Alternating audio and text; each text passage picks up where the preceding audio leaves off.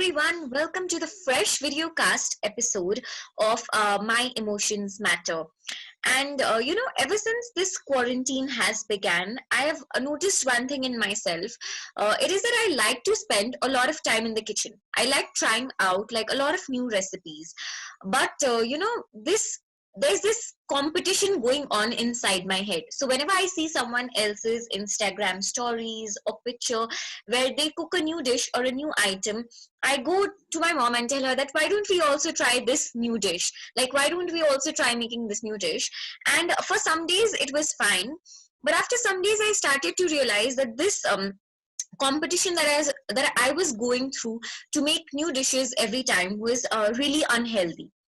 And when I researched more about this on the internet, I realized that I was experiencing something called FOMO. So, FOMO is the acronym for fear of missing out. So, to make it very easy for you guys to understand, I'll give you a very simple definition or a very simple example of when a person could experience FOMO.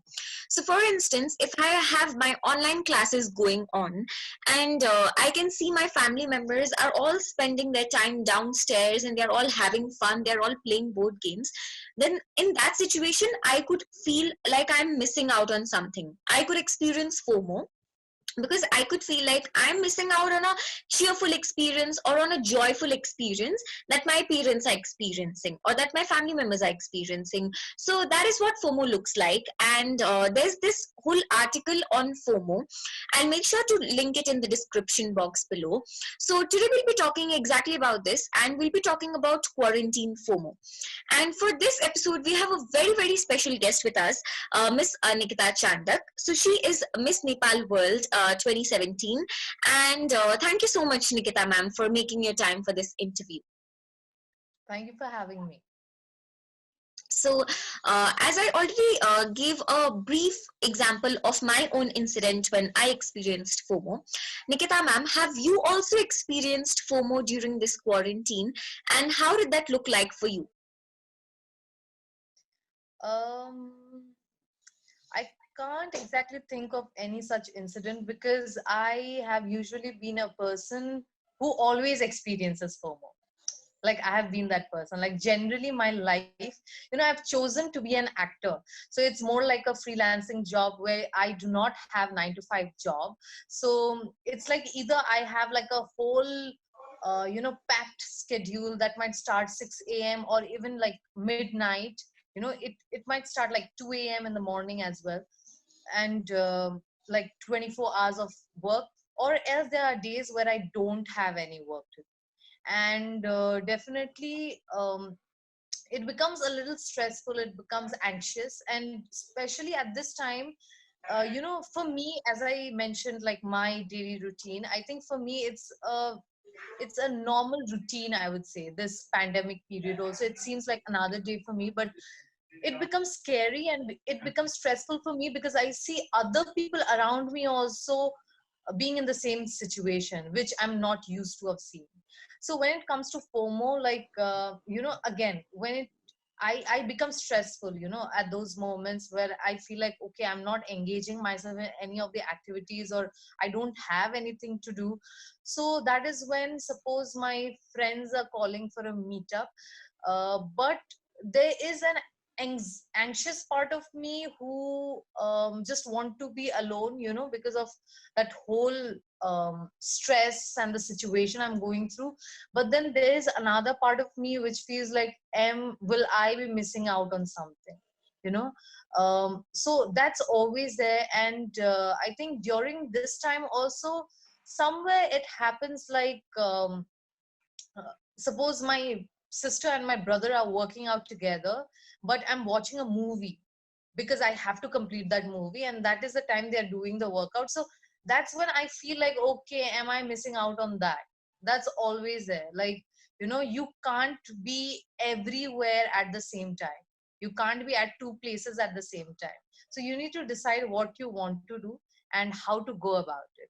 So that is my experience of FOMO. So I think you brought a very, very valid point here. First of all, it's very important to normalize the feelings of FOMO because, I'm working at My Emotions Matter and we work on emotional intelligence. People might feel like we do not go through such experiences, but that's not the case. Even I experience Yeah. FOMO. And as Nikita ma'am said, she experiences FOMO too. So it is natural to experience FOMO. But one thing that we need to remind ourselves is that it is not possible to be everywhere all the time. You have to Yeah. manage the limited time that you've been given into the works that you're doing. So you might have to choose your priorities. You might have to Right. prioritize accordingly. But yeah, FOMO is a very natural experience, and many people across the world experience it. So, as stated in the article, there was this lady who talked about how the feelings of loneliness and the feelings of missing out have amplified for her during this quarantine. The reason is that at this point of time, because we are all homebound and because we are not allowed to go out, she has a lot of time to think about these difficult emotions that she is going through. And Yeah. as a result of which, it makes her feel even more sadder. So, what are your thoughts on this, Nikita ma'am? Like, because people do have like a lot of time in their hands right now, do you think that can increase the levels of FOMO people experience? Definitely, it becomes very stressful and very anxious if you're just, doing nothing and sitting idle. Uh, as all of us know, like sitting idle is, an idle mind is a devil's workshop. So yeah, that definitely is the case. That becomes the case for me. As I told, my general life also, I get that feeling. I experience those feelings. So so I think the very important thing to do is, during this quarantine, or during, when you just feel like, okay, you're not doing anything, I think just engaging yourself in something, be it, as I mentioned, be it watching television, or be it, doing anything that you like, dancing, learning something. So whatever it is, whatever you like, just don't take the pressure that everyone else is doing something and so I have to do something. Don't take that pressure, but generally just engage your mind into something, engage yourself into something that you would enjoy. And I think that could be the best possible solution for this, as per me. Yeah. So I think again one very important learning that I take from your answer is that it is very important to engage your minds. And when talking about engaging your mind, you can just choose to do things that bring joy to you. So whether it be Yeah. dancing, whether it be watching television, whether it be developing a hobby, doing anything that brings you joy can help you engage your mind. And it's important to engage your mind at this point of time rather than leaving your mind to be very idle and drift apart to all the negative uh, Yeah. all the negativity out there. uh, Having said that, like as you already said, that people should not take all the pressure among themselves on themselves to, because everyone else is doing something, I should also be doing something. There's a lot Yeah. of debate going around right now regarding productivity itself. Like some people believe that because right now we have a lot of time to ourselves, we must utilize this in the best way possible and we must be our most productive self. Whereas there are other critics who believe that pandemic is not the time to boost productivity because there are already a lot of difficult emotions that people are experiencing. So what are your thoughts on these views? I think it becomes a personal choice when it comes to that, because there might be some people who really, who really like being productive, who really want to do something out of this time. So it's their time, it's their choice. And when it comes to other people, I think one of them would be me.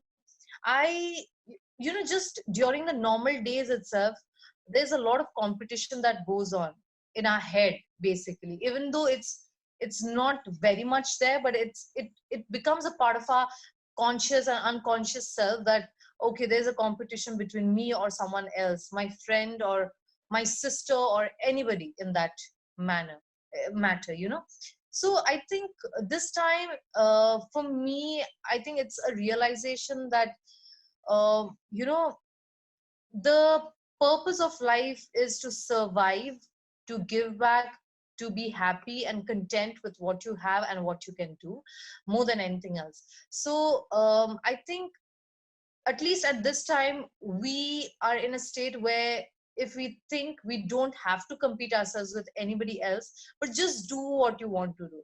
As I mentioned, you don't have to be productive, like okay, someone else is doing something regarding their work, or they have like a work from home kind of thing, but not necessarily I would have that.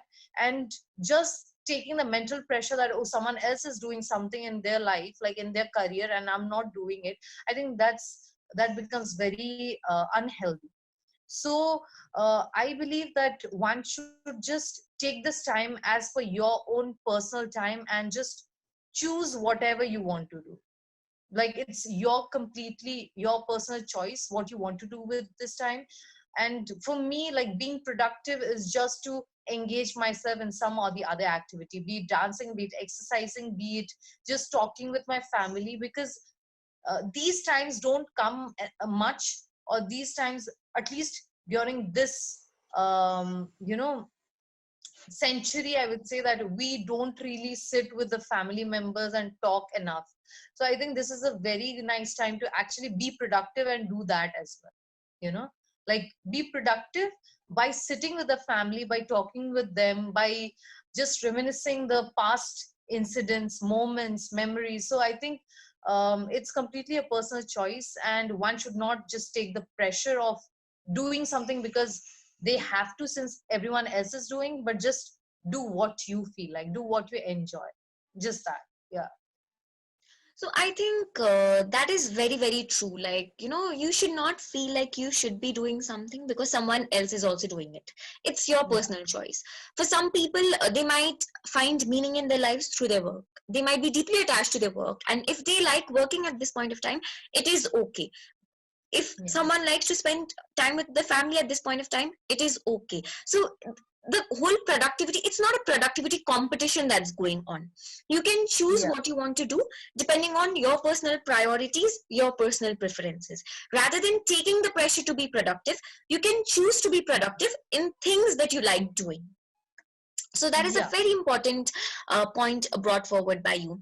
And people usually compare themselves looking at the social media lives or the social media pictures of other people. Like, for instance, in this particular article itself, I'll make sure that I link it in the description box below. In this particular article itself, a lady has talked about, how she was trying a new recipe, and she made a small mistake in one of the steps while making that recipe. And her recipe didn't turn out to be as good as the one she had seen in someone else's Instagram story.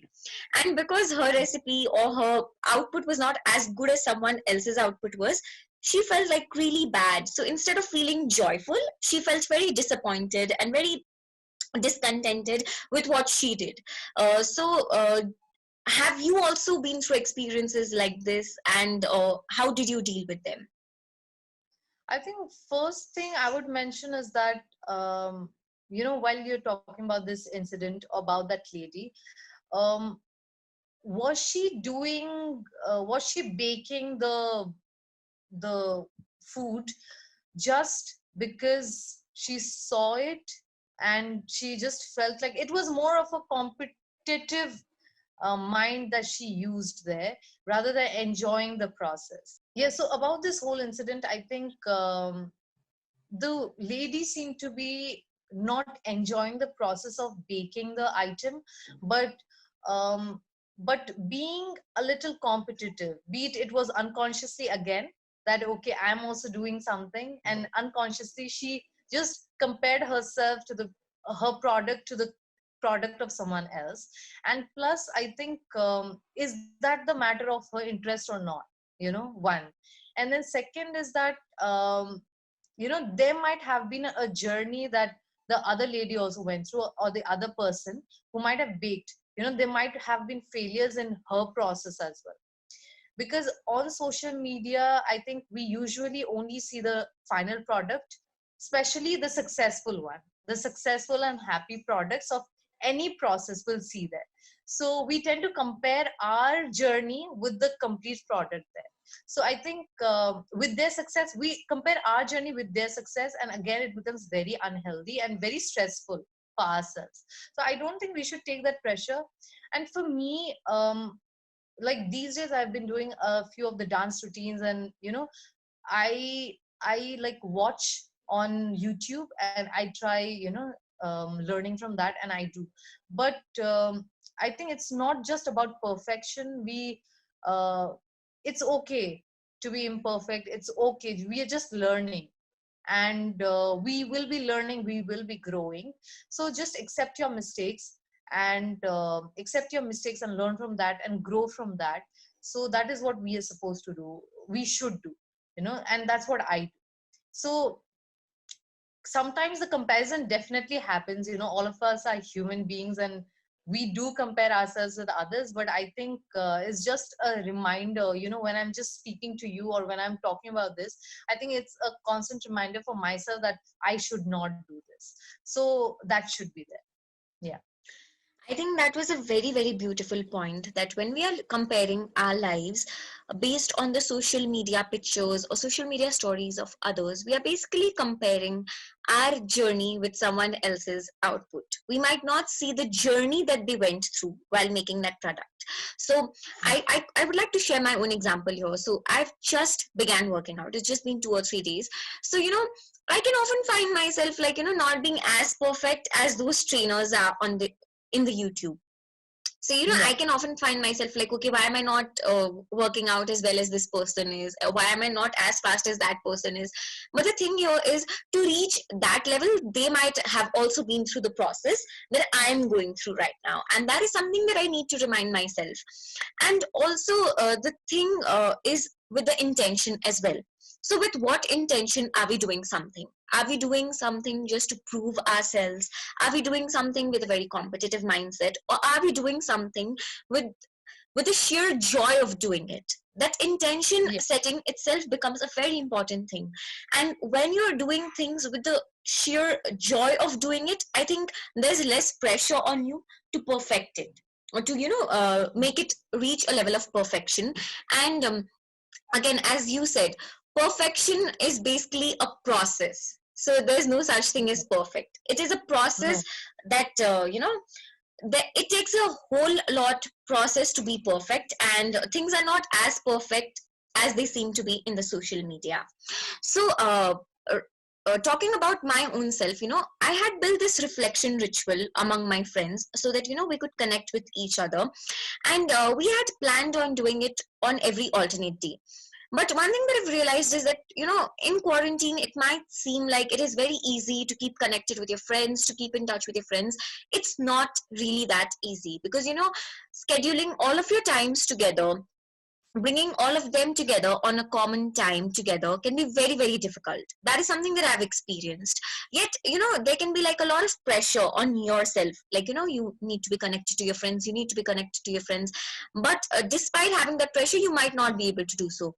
So have you also gone through experiences like this, and how did you deal with it? Um, yeah, I think I have had like two set of emotions when it comes to this point. One is maybe someday so basically I have one school friend whom I'm very close with, and she's my constant basically. So so it's like there are times where I really want to talk to her, but then she's not available. And then there are other times that I myself don't want to be in touch with anyone at that moment. So I think it's about respecting each other's emotions. It's a mutual thing. So suppose if I am not interested in talking right now with anybody, I'll just mention it to her that maybe I'll talk to you tomorrow maybe. And that's what she accepts. She wholeheartedly accepts that, okay, okay, let's talk tomorrow. So I think that should be a two-sided thing. And when it comes to me trying to talk and she not being available, I think I just make a peace of mind that she is also there when I feel certain way. So it's like uh, you know for a clap you need both the hands to join in, something like that. I don't exactly know the phrase, but yeah. So I think it should be that way. And when it comes to, being involved with friends, like you were saying, suppose you wanted to bring many friends together, and suppose there's no common time happening, then what you can do is you can always be on one-on-one conversation, more than anything else. I think that also has become very helpful today, through video calls, through other, media. You can just be connected with them, so it's become very easy for us. So I think even if a group interaction is not happening, you can always do one-on-one with each one of them and keep in touch with each one of them. So yeah, that's what I feel. So I think one very, very important point that I take from your answer is it is very important to accept someone else's no very gracefully, especially during this time, because ever since this quarantine has begun, one assumption that we might have in our minds is that because people have nowhere to go, they should be available for you like 24/7, or because there is very No. limited work for people to do, like they should be available for you 24/7. This is an assumption that I think it is very important to break. Just because you're not going out does not mean that you have to be like emotionally available for someone else whenever they want you to be. It is very Mm. important to respect each other's spaces even during this point of time, and this is something that I think we all should be mindful about. And that is a very, very valid point that you said. Thank you so much, Nikita ma'am, for your beautiful and wonderful insights on this topic. It was really, really insightful. And to all the audience out there, like, if you feel like you would want to also reflect on the emotions that you're going through, you can always choose to subscribe for our service, Reflective Spaces. Through this service, we help people reflect on the emotions that they go through. So please do not hesitate to subscribe to our service, or reach out to us via our email address if you would want to know more about us. Until then, please stay safe and please stay protected. And thank you so much, Nikita ma'am, for being a part of our interview. Is there anything else that you'd like to say to our audience? I think during this time, just stay healthy, stay happy, stay calm. As I mentioned before as well, like twice or thrice, that engage yourself in something, whatever it is, anything that you enjoy doing. If you feel like you want to work for something which might be helpful in your personal or career in the coming time, then do that if you enjoy doing that. But just don't take the pressure that you have to do because someone else is doing.